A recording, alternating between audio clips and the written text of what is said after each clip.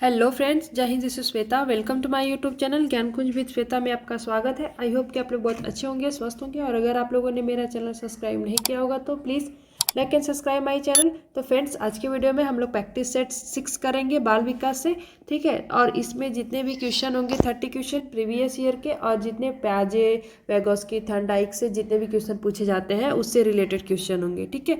तो चलिए ज़्यादा टाइम नहीं लेते हुए वीडियो को स्टार्ट करते हैं क्वेश्चन नंबर फर्स्ट से। तो देखिए क्वेश्चन नंबर फर्स्ट है फ्रेंड। क्वेश्चन नंबर फर्स्ट है कि प्याजे के अनुसार बालक का ज्ञान का निर्माण कैसे करता है, ठीक है। जो प्याजे के अनुसार है, वो बालक का जो ज्ञान का निर्माण होता है वो कैसे होता है फ्रेंड। ऑप्शन ए है शिक्षक के निर्देश से, और ऑप्शन बी है अनुभव और अंतःक्रिया से, और ऑप्शन सी है केवल स्मरण से, और ऑप्शन डी है जो है अनुवांशिकता से। तो इसका राइट ऑप्शन क्या होगा। और प्लीज़ आप लोग रफ पेन लेके बैठिएगा, और प्लीज़ आप लोग वीडियो के लास्ट में ज़रूर बताइएगा कि आप लोगों का 30 क्वेश्चन में से कितना राइट हुआ है, ठीक है। तो देखिए प्याजे के अनुसार जो बालक का जो ज्ञान का निर्माण होता है वो कैसे होता है फ्रेंड। तो अनुभव और अंतःक्रिया से होता है, ठीक है। जब बच्चा जैसे अपने दुनिया, मतलब बच्चे की जो दुनिया होती है वो अपने समझ का निर्माण अपने पर्यावरण के साथ करता है, ठीक है। और वो पर्यावरण के साथ भी सक्रिय रूप से करता है, ठीक है। और अपने अनुभव से करता है, अपने जो है अंतःक्रिया करके वो सीखता है। और वे जैसे निष्क्रिय रूप से जानकारी प्राप्त नहीं करता, बल्कि क्या करता है, वो अपने अनुभव के माध्यम से और अपने जो है एक्टिविटी के माध्यम से ज्ञान की प्राप्ति करता है, ठीक है। ऑप्शन बी इसका राइट हो जाएगा। नेक्स्ट क्वेश्चन पे चलते हैं। क्वेश्चन नंबर 2 है कि आत्मसातीकरण का अर्थ है, ठीक है।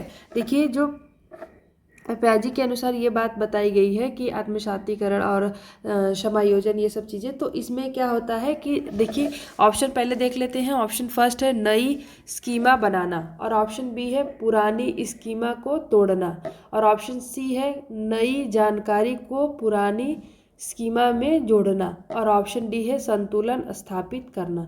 तो इसका राइट ऑप्शन क्या हो जाएगा। इसका राइट ऑप्शन क्या हो जाएगा। आत्मसातीकरण का अर्थ क्या होता है फ्रेंड। तो देखिए आत्मसातीकरण का मैं आपको बता दूं, नई जानकारी को पुरानी जो है स्कीमा के साथ जोड़ना। आत्मसातीकरण का मतलब होता है वह प्रक्रिया जिसके मतलब जिसके द्वारा एक बच्चा क्या होता है, उसका जो मौजूदा संज्ञानात्मक संरचना है, वो स्कीमा है, उसके अनुभवों के आधार पर, वो उसके अवधारणाओं को आधार पर वो अनुकूलित करके समझता है, ठीक है। और नई जानकारी को, जैसे इस टाइम में जो ज्ञान है उसको मानसिक ढांचे में शामिल करके उसके बारे में क्या करता है कि जैसे मैं आपको बता दी कि एक एग्जांपल के साथ समझते हैं कि एक जैसे बच्चा है, ठीक है। वो बच्चा जैसे गाय से परिचित है, और वह भैंस को देखकर अपने 4 पैरों वाले जानवरों के मौजूदा स्कीमा में जानकारी मतलब जोड़ देगा, ठीक है। उसको ये पता चलेगा कि 4 पैरों वाले गाय होते हैं, तो 4 पैरों वाले भैंस को देख करके वो अपना जो स्कीमा है जो पहले सीखा है उसमें जोड़ देगा, ठीक है। नई जानकारी को पुरानी स्कीमा में जोड़ना। नेक्स्ट क्वेश्चन पे चलते हैं। देखिए समायोजन। समायोजन क्या होता है। समायोजन का होता है जबकि ऑप्शन में है कि पुरानी स्कीमा पर्याप्त हो, और ऑप्शन बी है नई जानकारी पुरानी स्कीमा में फिट न हो, और ऑप्शन सी है बालक अभ्यास करता है, और ऑप्शन डी है पुरस्कार मिलता है। तो देखिए समायोजन का क्या अर्थ होता है। समायोजन का अर्थ होता है कि नई जानकारी पुरानी, जैसे वहाँ पे फिट हो जा रही है, लेकिन यहाँ पे आत्मसातीकरण में क्या होता है कि ये जो जानकारी है उस स्कीमा में जोड़ना, वो जुड़ जाती है, लेकिन यहाँ पे जो नई जानकारी है पुरानी स्कीमा में फिट नहीं होती है। क्यों। क्योंकि देखिए पियाजे के जो संज्ञानात्मक विकास में सिद्धांत में यह प्रक्रिया है, तब जब उसका जो मानसिक संरचनाएं हैं और नई जानकारी को समायोजित करने के लिए अपर्याप्त होती हैं। इस स्थिति में क्या होता है कि जब जो मौजूदा स्कीमा है उसको संशोधित करता है और पूरी तरह से एक नए स्कीमा बनाता है, ताकि नई जो जानकारी है वो समझ सके। इसलिए वो विपरीत आत्मसातीकरण के माध्यम से तब होता है, और ये जब नई जानकारी जो है स्कीमा में आसानी से फिट हो जाता है, ठीक है। ऑप्शन बी इसका राइट हो जाएगा। नेक्स्ट क्वेश्चन पे चलते हैं। क्वेश्चन नंबर 4 है कि संतुलन। संतुलन का संबंध है। संतुलन का क्या संबंध है। जैसे ऑप्शन ए है केवल समायोजन से, ऑप्शन बी है केवल आत्मसातीकरण से, और ऑप्शन सी है दोनों के संतुलन से, और ऑप्शन डी है स्मृति से। तो इसका राइट ऑप्शन क्या हो जाएगा? संतुलन का संबंध है। संतुलन का संबंध किससे होता है? देखिए दोनों से होगा, दोनों के संतुलन से होगा। ठीक है, ये केवल समायोजन से भी नहीं होगा और केवल आत्मसाती से भी नहीं होगा और स्मृति से भी नहीं होगा। देखिए जो पियाजे का जो संज्ञानात्मक विकास का सिद्धांत है उसमें संकुलन, आत्मसातीकरण और समायोजन की प्रक्रिया जो है के बीच संतुलन बनाए रखने की संज्ञानात्मक प्रक्रिया है। ठीक है, जब जैसे बच्चे जो होते हैं वो नई जानकारी को जो सामना करते हैं नई जानकारी से, तो क्या होता है उनका जो मौजूदा स्कीमा होता है, जो उनकी मानसिक संरचनाएं होती हैं, उनको उपयोग करके उसे समझने की कोशिश करते हैं। ठीक है, ये तो आत्मसातीकरण होगा। और यदि जानकारी मौजूदा स्कीमा में फिट नहीं बैठती है तो वो असंतुलित की स्थिति पैदा करती है, और जिससे क्या होता है कि बच्चे अपने स्कीमा को नई जानकारी के अनुसार बदलते हैं, वही होता है जो समायोजन। ठीक है, वो समायोजन होगा। और इस संतुलन में क्या होता है, दोनों प्रक्रियाओं के बीच जो सामंजस्य स्थापित करने में मदद करता है, जिसे हम संज्ञानात्मक विकास होता है, ये संतुलन स्थापित करने में मदद करता है। इसीलिए हम लोग दोनों संतुलन से सीखते हैं। ठीक है, नेक्स्ट क्वेश्चन पे चलते हैं। क्वेश्चन नंबर 5 है। क्वेश्चन नंबर 5 है फ्रेंड कि संरक्षण की अवधारणा किस अवस्था में विकसित होती है? ठीक है, जो संरक्षण की अवधारणा है वो किस अवस्था में विकसित होती है? ऑप्शन ए है संवेदीगामक, और ऑप्शन बी है पूर्व संक्रियात्मक, और ऑप्शन सी है मूर्त संक्रियात्मक, और ऑप्शन डी है औपचारिक संक्रियात्मक। तो इसका राइट ऑप्शन क्या हो जाएगा?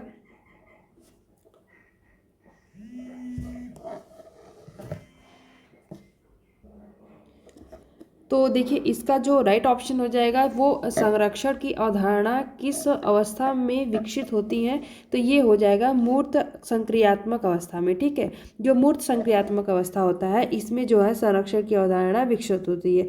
देखिए इसमें क्या होता है कि इसका जो टाइमिंग पीरियड है वो 7 साल से 11 वर्ष की अवस्था में होता है, इसके बीच में होता है।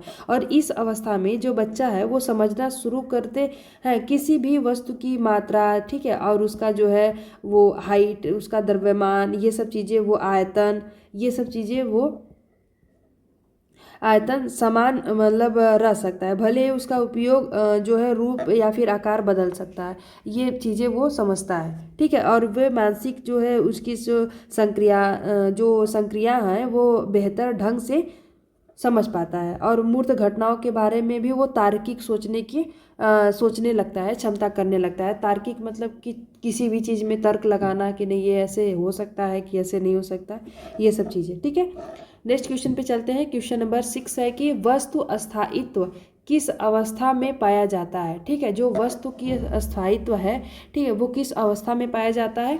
तो ऑप्शन ए है 0 से 2 वर्ष, ऑप्शन बी है 2 से 7 वर्ष, और ऑप्शन सी है 7 से 11 वर्ष, और ऑप्शन डी है 11 वर्ष से प्लस वर्ष। ठीक है, तो जो वस्तु की अस्थायित्व होती है वो किस अवस्था में पाई जाती है फ्रेंड?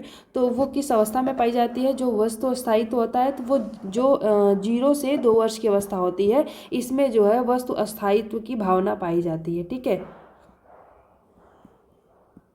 वस्तु अस्थायित्व की भावना पाई जाती है। इसमें क्या होता है, जब वो वस्तु अस्थायित्व जो है वह समझ सकते हैं, जब वस्तुएं जब भी उसके अस्तित्व में रहती हैं, जब उन्हें वो देखता है या फिर सुन नहीं सकता, तो वह स्वयं ही जो है वो इनके जीन पियाजे के संज्ञानात्मक विकास के सिद्धांत के अनुसार क्या होता है, जब शिशु संज्ञानात्मक विकास की पहली अवस्था होती है, जिसमें क्या होता है ये संवेदी पेशी अवस्था, ठीक है, सेंसरी जो है मोटर स्टेज होता है, और इसे सेंसरी मोटर स्टेज कहा जाता है इंग्लिश में। और ये इस समझ को विकसित करते हैं, और इस अवस्था में जो जन्म से लेकर के 2 वर्ष की अवस्था तक ये रहती है। ठीक है, और इसमें क्या सबसे ज़्यादा जो है वो क्या होता है, वो इंद्रिय, ठीक है, जो इंद्रियां होती हैं और फिर उसकी जो शारीरिक गतिविधियां होती हैं के माध्यम से ही वो दुनिया का पता लगाता है। ठीक है, जो शारीरिक गतिविधियां के माध्यम से ही वो अपनी जो है दुनिया का पता लगाता है। नेक्स्ट क्वेश्चन पे चलते हैं। क्वेश्चन नंबर 7 है कि पियाजे के अनुसार कौन सी अवस्था काल्पनिक चिंतन से संबंधित है। ठीक है, काल्पनिक चिंतन से संबंधित है। कौन सी अवस्था, देखिए काल्पनिक पूछ रहा है इसमें। तो देखिए ऑप्शन में पहले पढ़ लेते हैं। ऑप्शन फर्स्ट है मूर्त संक्रियात्मक, ऑप्शन बी है पूर्व संक्रियात्मक, ऑप्शन सी है औपचारिक संक्रियात्मक और ऑप्शन डी है संवेदी गामक। तो देखिए इसमें क्या पूछा है कि काल्पनिक चिंतन। तो देखिए जब काल्पनिक चिंतन होता है तो इसमें औपचारिक जो है संक्रियात्मक होता है, जो कि प्याजे के 11 वर्ष प्लस होता है। ठीक है, इसमें क्या होता है, सबसे लास्ट अवस्था होती है और इसमें जो है बच्चा है वो फॉर्मल जो है चीज़ें मतलब सीखने लगता है। फॉर्मल जो है ऑपरेशनल स्टेज कहा जाता है इसको, और यह एक अंतिम चरण होता है जिसमें जो बालक है वो काल्पनिक रूप से या फिर तार्किक रूप से, मूर्त में क्या होता है कि बच्चा तार्किक रूप से सोचता है लेकिन थोड़ा बहुत ही समझ पाता है, लेकिन इसमें एकदम क्लियर हो जाता है। लास्ट स्टेज में एकदम इसकी जो क्षमता होती है वो एकदम से ही विकसित हो जाती है। ठीक है, और इसमें जो है बच्चा जो है अमूर्त अवधारणाओं के बारे में भी सोचना शुरू करते हैं और समस्या समाधान का कौशल भी प्राप्त कर सकते हैं। इसका यही मतलब होता है कि जो बच्चा है वो अपने से जो समस्या है उसके बारे में सोचता है, काल्पनिक चिंतन करता है, तार्किक करता है और उसके बाद उसका समस्या का समाधान भी ये खुद से ही ढूंढ लेता है। ठीक है, और लास्ट में औपचारिक संक्रियात्मक अवस्था होती है। और ये जो होती है देखिए फर्स्ट वाला ये 0 से 2 होती है। मैं बार बार इसी वजह से आप लोगों को बता रही हूँ कि आप लोगों को याद हो सके, क्योंकि ये मोस्ट इम्पॉर्टेंट है ब्याजे का और इन लोगों का, थॉर्नडाइक का, व्यागोस्की का, स्किनर का, ये सब इम्पॉर्टेंट होते हैं क्वेश्चन, और इसमें से एग्ज़ाम में ज़रूर ही 2-3 क्वेश्चन ज़रूर आते हैं। तो आप लोगों को ये क्लियर होना चाहिए। और ठीक है, उसके बाद ये सेकेंड होता है स्टेज, ये होता है 2 से 7 वर्ष का। ठीक है, और ये मूर्त जो होता है 7 से 11 वर्ष का होता है। ये सेकेंड होता है और ये थर्ड होता है और ये फोर्थ है। ठीक है, और ये फर्स्ट है। नेक्स्ट क्वेश्चन पे चलते हैं, क्वेश्चन नंबर 8। क्वेश्चन नंबर 8 है फ्रेंड कि प्याजे का सिद्धांत किस प्रकार का है, शिक्षक केंद्रित है या फिर बालक केंद्रित है या फिर विषय केंद्रित है या फिर परीक्षा केंद्रित है। तो इसका राइट ऑप्शन क्या हो जाएगा। तो देखिए जो प्याजे का सिद्धांत है वो किस प्रकार का है, प्याजे का हो चाहे जो आप से जो नई शिक्षा नीति लागू हुई है उसके अकॉर्डिंग जो है वो किसी का जो सिद्धांत है वो बालक केंद्रित ही होता है। ठीक है, जो बालक केंद्रित होता है कि कोई भी अगर आजकल के भी जो टीचर है वो बच्चों को पढ़ा रहे हैं तो वो बाल केंद्रित ही शिक्षा होती है। ठीक है, उसमें ये नहीं होता है कि टीचर के अकॉर्डिंग शिक्षाएं दी जाएं, नहीं ऐसा नहीं होता है। बालक कैसे सीख रहा है, कैसे उसकी सीखने की क्षमता है, कैसे वो सीखना चाहता है या फिर स्ट्रिक्टली सीखना चाहता है या फिर खेल के माध्यम से सीख, जैसे भी उसको अगर वो 4 बार या से 10 बार एक ही क्वेश्चन को रिपीट कर रहा है, पूछ रहा है, तो एक शिक्षक का कार्य है कि उसको बताना जब तक उस बच्चे को समझ में ना आए। तो ये जो शिक्षाएं होती हैं आजकल जो चल रही हैं वो बाल केंद्रित शिक्षाएं चलती हैं। ठीक है, नेक्स्ट क्वेश्चन पे चलते हैं। वैगोस्की के अनुसार सीखना किससे प्रभावित होता है। तो वैगोस्की के अनुसार सीखना किससे प्रभावित होता है फ्रेंड। ऑप्शन ए है केवल बुद्धि से, और ऑप्शन बी है केवल वातावरण से, और ऑप्शन सी है सामाजिक अंतःक्रिया से, और ऑप्शन डी है पुरस्कार से। देखिए हमेशा ही कहीं कहीं आपको ना वातावरण भी दिया है तो यहाँ पे सामाजिक भी दिया है। ठीक, ऐसे भी ऑप्शन आप लोगों को आ जाएंगे तो आप लोग कंफ्यूज हो गए, कोई वातावरण ही सिर्फ लगाता है या फिर सामाजिक। इसमें क्या होता है, सामाजिक अंतःक्रिया होता है। ठीक है, वैगोस्की के अनुसार जो है इनका जो सिद्धांत है वो भी जो है वो सामाजिक अंतःक्रिया का सिद्धांत है। ठीक है, तो इसमें जो है इनके अकॉर्डिंग जो है बच्चा समाज से गतिविधि करके उसके साथ एक दूसरे के साथ सामंजस्य स्थापित करके अंतःक्रिया के माध्यम से ही विशेषकर उन लोगों के साथ जो अधिक जानकार होते हैं वे बच्चे साझा गतिविधि के भाग लेकर, दूसरे को देख करके, विचारों का आदान प्रदान करके, ये सब चीज़ें करके वो सीखते हैं। ठीक है, नेक्स्ट क्वेश्चन है, क्वेश्चन नंबर 10 है कि जेडपीडी का पूर्ण रूप है। ठीक है, जेडपीडी का पूर्ण रूप क्या है। ऑप्शन ए है जोन ऑफ जो है पेडागोजी डेवलपमेंट है, और सेकंड है जोन ऑफ प्रॉक्सिमल डेवलपमेंट है, और यही ऑप्शन इसका आपका राइट हो जाएगा। इसका जो फुल फॉर्म होता है वो उसका जोन्स ऑफ प्रॉक्सिमल डेवलपमेंट ही होता है। ठीक है, इसमें जो है समीपस्थ विकास का क्षेत्र होता है। इसकी जो हिंदी होती है समीपस्थ विकास क्षेत्र। ठीक, और इसमें बच्चा क्या करता है, मार्ग दिखाना, मतलब एक टीचर को थोड़ा सा उसकी जो है पीछे से उसको समझ लीजिए कि थोड़ा सा सहायता करने का मतलब होता है। अगर थोड़ी सी अगर किसी बच्चे का सहायता कर सकते हैं तो वो ऑटोमेटिक वो चीज़ें वो काम वो कर सकता है, ठीक है, अगर कठिन भी काम है तभी भी।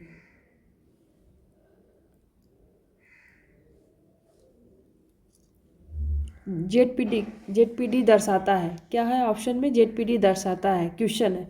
और इसका ऑप्शन क्या है, बालक को स्वयं कर सकता है, बालक जो कभी नहीं कर सकता, और ऑप्शन सी है बालक जो सहायता से कर सकता है, और ऑप्शन डी है बालक का बुद्धि।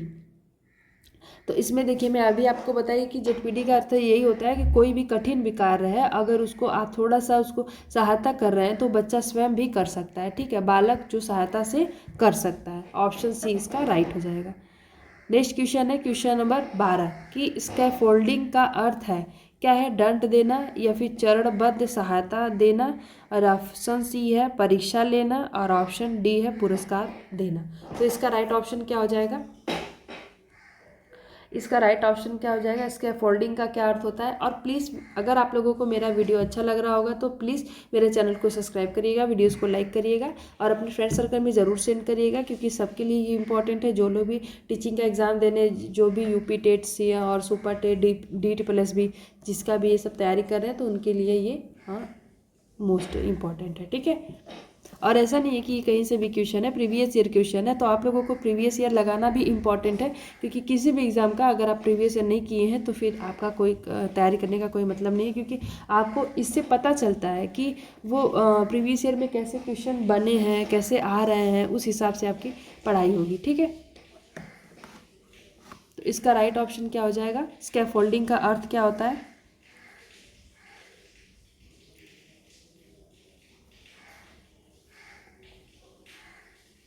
देखिए स्कैफोल्डिंग का अर्थ चरणबद्ध सहायता देना, ठीक है। इसका जो है स्कैफोल्डिंग शिक्षा के संदर्भ में क्या होता है, एक शिक्षण पद्धति होती है जिसमें जो शिक्षक छात्रों को नई अवधारणाओं या फिर कौशलों में मदद करता है। एक अस्थायी चरणबद्ध सहायता देना है, मतलब उसको पूरी तरह से सहायता नहीं देना है, एक छोटा सा सहायता देना है। जैसे छात्र आप समझ लीजिए कि अधिक कुशल होते जाते हैं लेकिन शिक्षक धीरे धीरे मार्गदर्शन कम कर देते हैं, उसी प्रकार से अगर कोई भी मान लीजिए एक साइकिल चलाना बच्चा सीख रहा है तो पीछे से सिखाने वाला क्या होता है, थोड़ा सा उसको पकड़ा हुआ है, लेकिन उसको लग रहा है कि वो पकड़ा हुआ है, लेकिन वो जब धीरे धीरे आगे जाता है तो उसको ये छोड़ देते हैं। तो क्या होता है कि बच्चे को लगता है कि ये मुझे पकड़े हुए नहीं तो मैं गिर जाऊँगा, लेकिन वो एक्चुअली छोड़ देते हैं। तो ऐसे ही स्कैफोल्डिंग का अर्थ यही होता है कि थोड़ा सा ही सहायता देना और उसके बाद बच्चा अपने आप खुद करने लगता है। नेक्स्ट क्वेश्चन है कि वैगोस्की के अनुसार भाषा क्या है, सीखने के बाद आती है, ऑप्शन बी है सीखने से स्वतंत्र है, और ऑप्शन सी है सीखने का माध्यम है, और ऑप्शन डी है केवल संप्रेषण है। तो इसका राइट ऑप्शन क्या होगा, वैगोस्की के अनुसार भाषा क्या होता है, वैगोस्की के अनुसार भाषा क्या होता है, सीखने के बाद आती है या फिर सीखने से स्वतंत्र है, या फिर सीखने का माध्यम है, या फिर केवल संप्रेषण है। जो केवल वर्ड नेगेटिव वर्ड होते हैं और कोई केवल किसी एक चीज़ का पे फोकस करके सीखना, ये चीज़ें साइकोलॉजी के हिसाब से गलत होती है, ठीक है। तो डी ऑप्शन तो वैसे ही कट गया। तो ये क्या होता है, वैगोस्की के अनुसार भाषा सीखने का माध्यम है, ठीक है, ठीक है। वाइगोस्की के अनुसार से जो है इनके सामाजिक सांस्कृतिक जो सिद्धांत हैं उनके अकॉर्डिंग जो भाषा है वो संज्ञानात्मक विकास की एक महत्वपूर्ण भूमिका निभाती है, ठीक है। और यह केवल संप्रेषण, या संप्रेषण का क्या मतलब होता है, संचार, संप्रेषण सिर्फ केवल संप्रेषण का एक साधन ही नहीं है, बल्कि क्या है, यह एक सीखने और विचार प्रक्रिया का एक भी अनिवार्य माध्यम है, ठीक है। वैगोस्की का मानना क्या है कि इनका मानना है कि जो सामाजिक अंतःक्रिया होती है या फिर भाषा के माध्यम से जो उच्च जो है मानसिक कार्य विकसित होते हैं, उसमें क्या होता है कि बालक अपने जो भाषा के जो है वो जो ग्रहण किए हुए हैं अपने उच्च मानसिक कार्य को संशोधित करता है, ठीक है। नेक्स्ट क्वेश्चन पे चलते हैं, क्वेश्चन नंबर 14। क्वेश्चन नंबर 14 है फ्रेंड कि वैगोस्की का सिद्धांत किस पर आधारित है, ठीक है। इनका जो सिद्धांत है वो किस पर आधारित है? ऑप्शन ए है जैविक विकास पर, और ऑप्शन बी है सामाजिक सांस्कृतिक विकास पर, और ऑप्शन सी है व्यवहार पर, और ऑप्शन डी है आनुवंशिकता पर। तो इसका राइट ऑप्शन क्या हो जाएगा? वैगोस्की का सिद्धांत किस पर आधारित है? अभी हम लोग पढ़ रहे हैं कि वैगोस्की का जो सिद्धांत है वो सामाजिक सांस्कृतिक विकास पर आधारित है।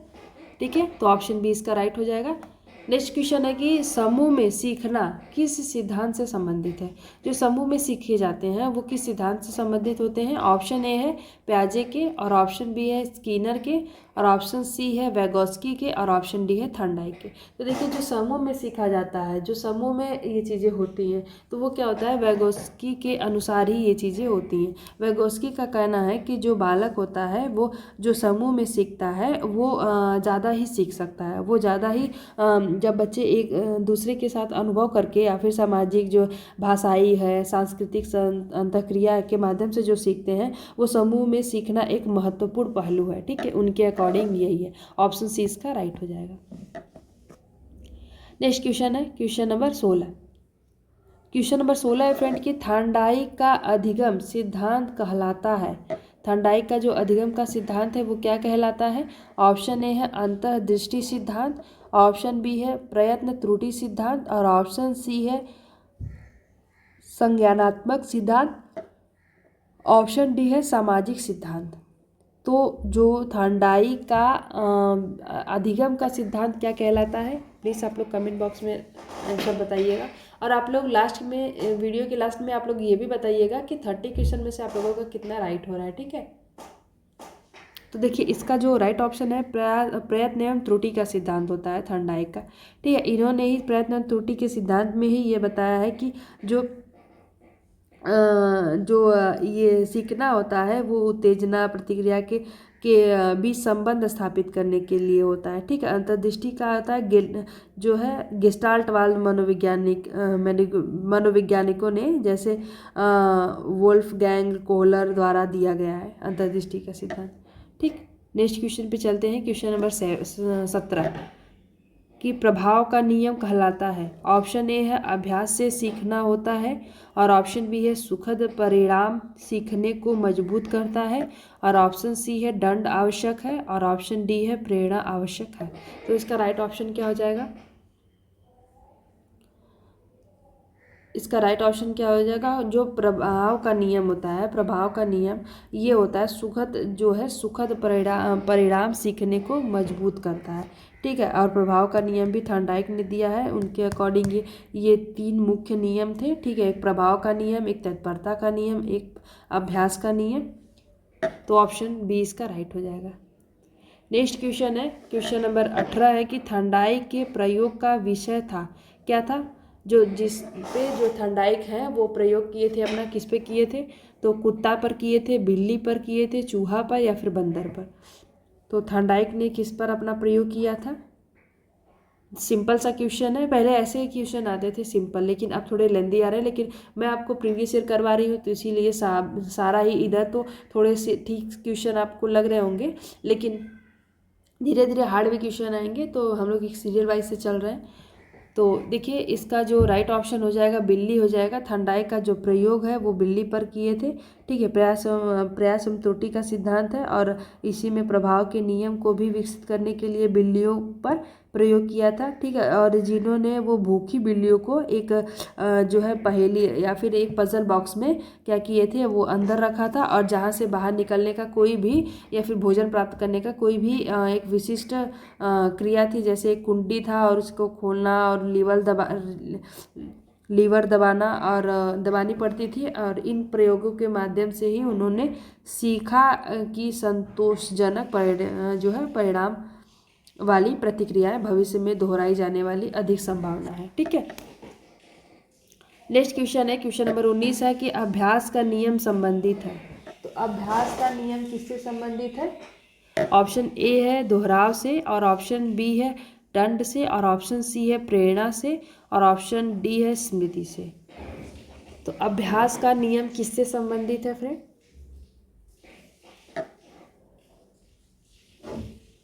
प्लीज़ कमेंट बॉक्स में इसका आंसर भी बताइए आप लोग। तो देखिए अभ्यास का जो नियम है वो किससे संबंधित है, तो दोहराव से संबंधित है। ठीक है, अभ्यास का क्या मतलब होता है, जो हम लोग एक ही चीज़ों को रिपीट करते हैं, अभ्यास के द्वारा सीखते हैं, बार बार अभ्यास करते हैं, दोहराव करते हैं, उसी से वो कार्य की जो सीखने की जो दक्षता होती है वो स्थायित्व उसका क्या होता है, बढ़ जाता है। ठीक है, नेक्स्ट क्वेश्चन है, क्वेश्चन नंबर 20 है कि तत्परता का नियम बताता है। ठीक है, तत्परता का नियम क्या बताता है। ऑप्शन ए है सीखना अचानक होता है, ऑप्शन बी है मानसिक तैयारी आवश्यक है, ऑप्शन सी है दंड आवश्यक है, और ऑप्शन डी है परीक्षा आवश्यक है। तो इसका राइट ऑप्शन क्या हो जाएगा, तत्परता का नियम बताता है, क्या बताता है, तत्परता का नियम क्या बताता है।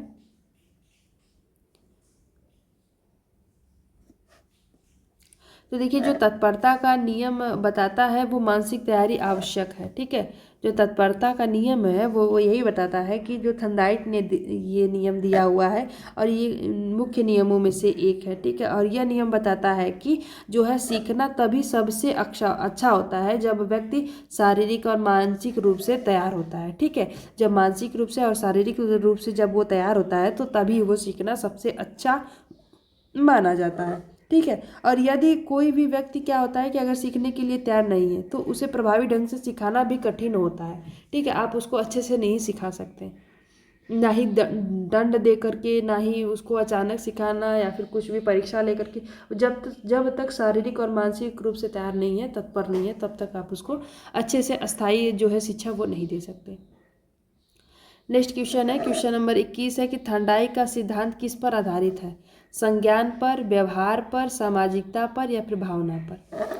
तो थॉर्नडाइक का जो सिद्धांत है वो किस पर आधारित है फ्रेंड, थॉर्नडाइक का जो सिद्धांत है वो किस पर आधारित है। तो इसका जो राइट ऑप्शन हो जाएगा ये व्यवहार पर हो जाएगा, व्यवहार पर आधारित है। ठीक है, जो थॉर्नडाइक का सिद्धांत है, प्रयत्न और त्रुटि का सिद्धांत है, इसका जो है वो व्यवहार पर ही आधारित है। व्यवहार में किसी भी जो है उद्दीपन के प्रति जो की गई अनुक्रिया होती है उसके परिणाम के आधार पर ही व्यवहार जो है व्यवहार में क्या होता है, परिवर्तन होता है। ठीक है, नेक्स्ट क्वेश्चन पे चलते हैं, क्वेश्चन नंबर 22। क्वेश्चन नंबर 22 है फ्रेंड कि कौन सा नियम बाद में कमजोर माना गया। तो ऑप्शन ए है प्रभाव, ऑप्शन बी है अभ्यास, और ऑप्शन सी है तत्परता, और ऑप्शन डी है सभी। तो इसका राइट ऑप्शन क्या हो जाएगा, कौन सा नियम बाद में कमजोर माना गया।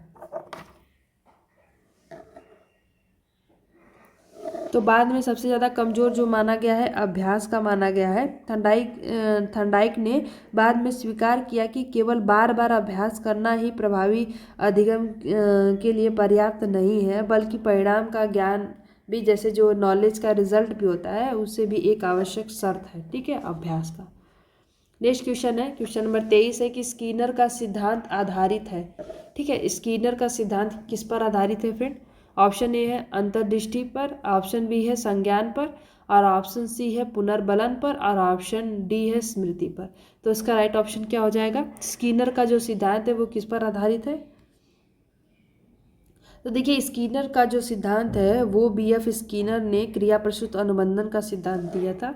इन्होंने क्या दिया था, मैं आपको यहाँ पे लिख दे रही हूँ, क्रिया प्रसूत अनुबंधन का सिद्धांत। ठीक है, क्रिया प्रसूत अनुबंधन का सिद्धांत है, ये पुनर्बलन पर आधारित होता है। और इस सिद्धांत के अनुसार क्या होता है, किसी की जो है व्यवहार की जो संभावना होती है उस घटना के महत्व पर निर्भर करती है। ठीक है, उस पर ही व्यवहार में तुरंत बाद ही, यानी यदि किसी के मतलब क्रिया के बाद सकारात्मक परिणाम मिलता है तो उस क्रिया को दोहराने की संभावना बढ़ जाती है। ठीक है, और ये पुनर्बलन पर होता है। ठीक है, इनका जो स्किनर का सिद्धांत आधार किस पर है, तो पुनर्बलन पर ही आधारित है। बीएफ स्किनर इनका पुराना नाम है। नेक्स्ट क्वेश्चन है, क्वेश्चन नंबर 24 है कि सकारात्मक पुनर्बलन का उदाहरण है। ठीक है, जो सकारात्मक पुनर्बलन क्या होता है, डांटना, पुरस्कार देना, दंड देना या उपेक्षा करना। तो देखिए इसमें क्या पूछा है, सकारात्मक पूछा है। तो सकारात्मक पुनर्बलन का उदाहरण इस ऑप्शन के अकॉर्डिंग तो पुरस्कार देना ही है, ना ही डांटना भी नहीं है और दंड देना भी नहीं है या फिर उनका उपेक्षा करना भी नहीं है। एक सकारात्मक पुनर्बलन ये था कि पुरस्कार एक जैसे सकारात्मक क्रिया होता है और क्रिया को जोड़ा जाना होता है। यही एक सही उत्तर देने के लिए किसी के भी व्यवहार में जो है वांछित को प्रोत्साहित करना होता है। ठीक है, और जो डांटना और दंड देना, उपेक्षा करना, ये सब हतोत्साहित करने के एक तरीके होते हैं। ठीक है, प्रोत्साहित करने का तरीका नहीं होता है।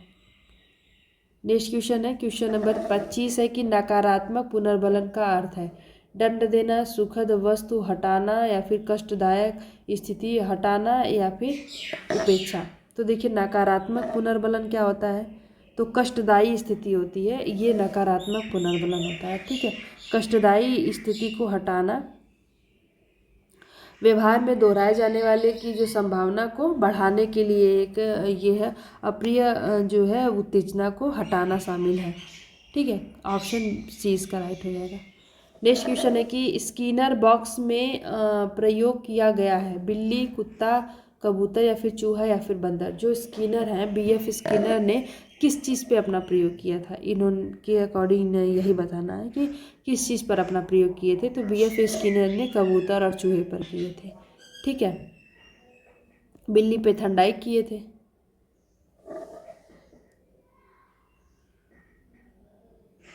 नेक्स्ट क्वेश्चन पे चलते हैं, क्वेश्चन नंबर 27 है कि दंड का प्रभाव होता है।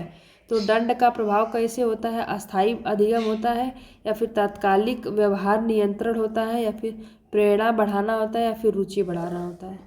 तो दंड का प्रभाव होता है, कैसे होता है, तात्कालिक व्यवहार में व्यवहार नियंत्रण होता है दंड का प्रभाव। ठीक है, इसमें क्या होता है, जो है एडवर्ड थंडाइक के जो है प्रभाव के नियम के अनुसार ये बात कही गई है कि जो अवांछनीय परिणाम देने वाले जो व्यवहारों के दोहराए जाने वाले की जो संभावना कम होती है, दंड का उद्देश्य किसी जो है व्यवहार को रोकना या फिर कम करना होता है। ठीक है, और यह एक मुख्य रूप से क्या होता है कि व्यवहार को तुरंत नियंत्रण करता है, न कि अस्थायी अधिगम को बढ़ावा देता है या फिर प्रेरणा को।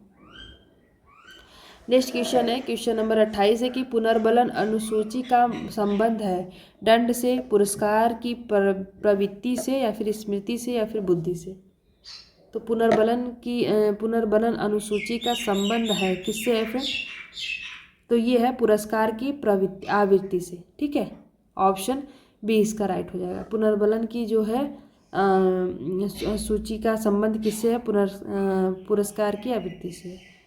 नेक्स्ट क्वेश्चन है, नेक्स्ट क्वेश्चन में है कि स्किनर का सिद्धांत किस प्रकार का है, संज्ञानात्मक है या फिर सामाजिक है या फिर व्यवहारवादी है या फिर मानवतावादी है। तो स्किनर का जो है सिद्धांत है वो किस पर मतलब किस प्रकार का है फ्रेंड, तो ये व्यवहारवादी है। ठीक है, ऑप्शन सी इसका राइट हो जाएगा। सिंपल क्वेश्चन है कि ये जो बीएफ स्किनर का सिद्धांत है वो मुख्य रूप से क्या होता है, व्यवहारवाद पर ही आधारित है और विशेष रूप से जो है क्रिया प्रसूत अनुबंधन का जो सिद्धांत है उनके व्यवहार के उनके जो है परिणामों के जैसे सुदृढ़ीकरण और दंड के द्वारा आकार दिया गया है। ठीक है, नेक्स्ट क्वेश्चन है, क्वेश्चन नंबर 30 है कि कक्षा में स्किनर सिद्धांत का उपयोग है। कक्षा में जो स्किनर का सिद्धांत है किस पे रहा, ऑप्शन ए है रटंत शिक्षा पर या फिर निरंतर दंड पर या फिर सकारात्मक प्रोत्साहन पर या फिर भय उत्पन्न करना। तो देखिए सीधी सी बात है, सकारात्मक प्रोत्साहन पर ही होगा और स्किनर ने ये बात नहीं कही है कि रट कर शिक्षा दे या फिर निरंतर दंड दे उसको या फिर भय डरा कर के चीज़ें सिखाई जाए। तो ये सब स्किनर ने नहीं कहा है, उनका जो है सकारात्मक प्रोत्साहन पर ही उनकी जो शिक्षा है। ठीक है, तो ये 30 क्वेश्चन आप लोगों की कंप्लीट हो गए फ्रेंड। और प्लीज़ अगर मेरा वीडियो आप लोगों को अच्छा लगा होगा तो प्लीज़ चैनल को सब्सक्राइब करिएगा, जो लोग भी नए हैं, और प्लीज़ चैनल को सब्सक्राइब करके और लाइक करिएगा वीडियोस को और अपने फ्रेंड सर्कल में ज़रूर सेंड करिएगा। और प्लीज़ लास्ट में ज़रूर बताइएगा कि आप लोगों का 30 क्वेश्चन में से कितना राइट हो रहा है। ठीक है, और अगर 25 राइट हो रहा है तो बहुत बेस्ट है, और अगर उससे कम हो रहा है तो आप लोगों को भी ज़्यादा से ज़्यादा प्रैक्टिस करने की ज़रूरत है। और आप लोग डेली प्रैक्टिस करिए, ठीक है, और स्टडी करते रहिए डेली, 2 ही 4 घंटा पढ़िए लेकिन डेली पढ़िए। ठीक है, तो चलिए मिलते हैं नेक्स्ट वीडियो में, तब तक के लिए थैंक यू सो मच और अपना स्टडी कंटिन्यू करिए और जय हिंद फ्रेंड।